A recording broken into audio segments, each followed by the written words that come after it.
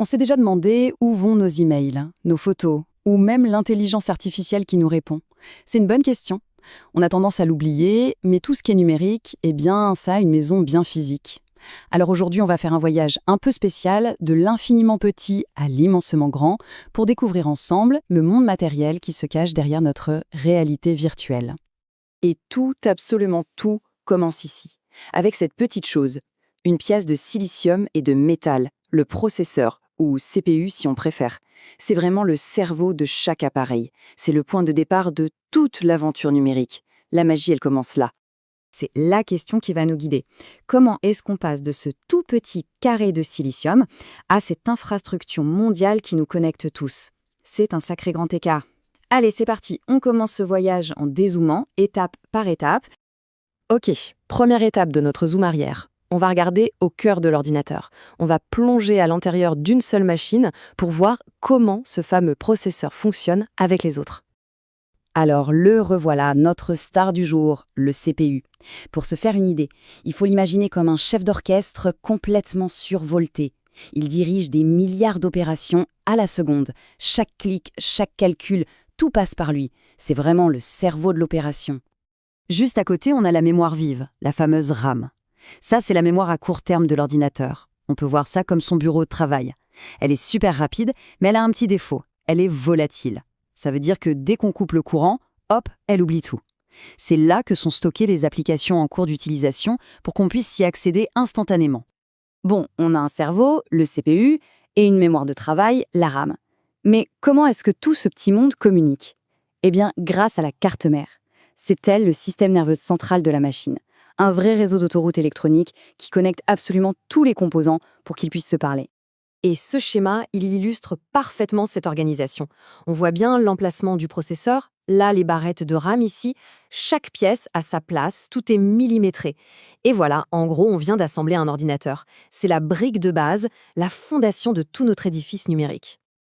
Ok, maintenant qu'on a vu comment fonctionne un seul ordinateur, il est temps de changer complètement d'échelle. On passe au poids lourd, les serveurs. Ces machines, ce sont de vrais monstres de puissance, la colonne vertébrale de tout l'Internet. Alors un serveur, qu'est-ce que c'est au juste? En fait, c'est assez simple. C'est un ordinateur sous stéroïdes. Vraiment. Il n'est pas fait pour une seule personne, mais pour en servir des centaines, voire des milliers d'autres, qu'on appelle les clients. Tout est optimisé pour la puissance brute, la fiabilité à toute épreuve et la connectivité. Et physiquement, ça ressemble à quoi? Souvent à des boîtes à pizza un peu high-tech. Le serveur en rack qu'on voit à gauche, il est fait pour être empilé. Les serveurs LAM, à droite, sont encore plus fins, encore plus denses. L'obsession, elle est toujours la même, comment caser un maximum de puissance de calcul dans le minimum d'espace. C'est un vrai Tetris de technologie. Et puis, il y a les géants, les dinosaures pourrait-on dire, les mainframes. On pourrait croire qu'ils sortent d'un film de science-fiction des années 70, mais détrompez-vous. Ces gros systèmes sont toujours bien là au cœur de notre économie. C'est eux qui gèrent des volumes de données absolument colossaux, comme l'ensemble des transactions bancaires mondiales ou les réservations de vol. Rien que ça. Et ça nous amène à une distinction super importante, une vraie différence de philosophie. Avant, l'idée, c'était d'avoir une seule machine centrale, très puissante. Aujourd'hui, on est dans un modèle distribué. Le travail est réparti sur des milliers, des millions de serveurs qui sont tous connectés. C'est ce qui permet à Internet d'être aussi immense et aussi résilient. C'est simple, aucune machine, même un mainframe, ne pourrait gérer tout le web à elle toute seule. Ok, des milliers de serveurs.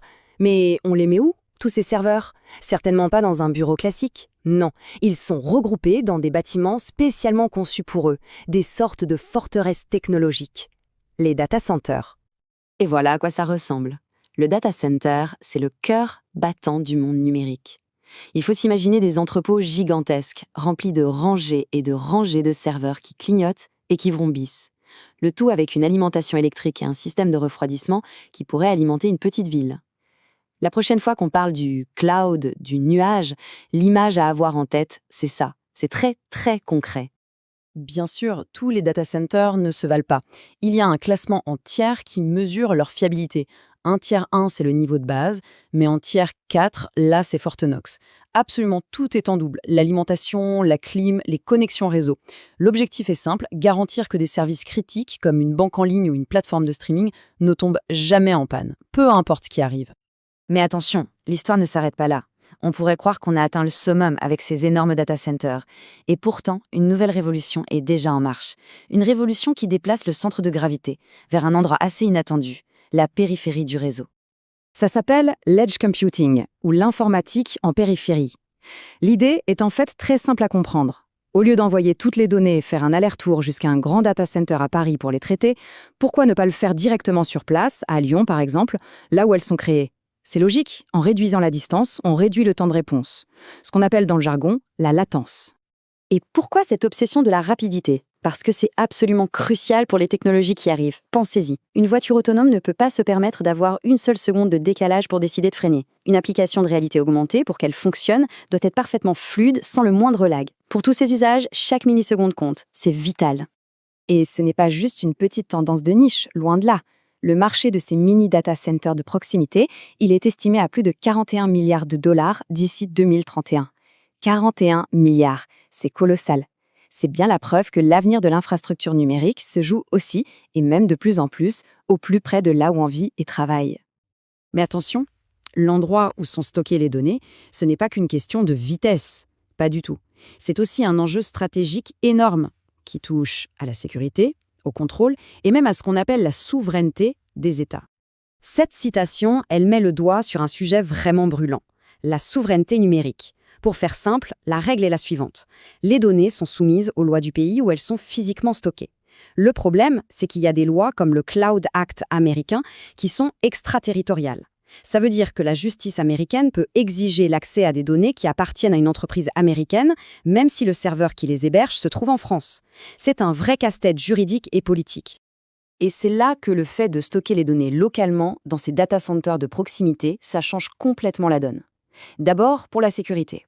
Au lieu d'avoir une seule cible énorme et très tentante pour les cyberattaques, on a une multitude de plus petites forteresses. Le réseau devient donc beaucoup plus robuste, plus résilient.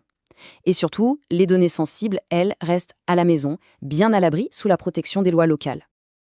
Et voilà, notre voyage de la puce à la métropole de données se termine. Et il nous laisse avec cette grande question pour l'avenir. Alors, vers quoi on se dirige? Est-ce qu'on va continuer à construire des forteresses de données géantes et centralisées, ou est-ce qu'on va plutôt voir émerger une informatique décentralisée, presque invisible, tissée partout autour de nous?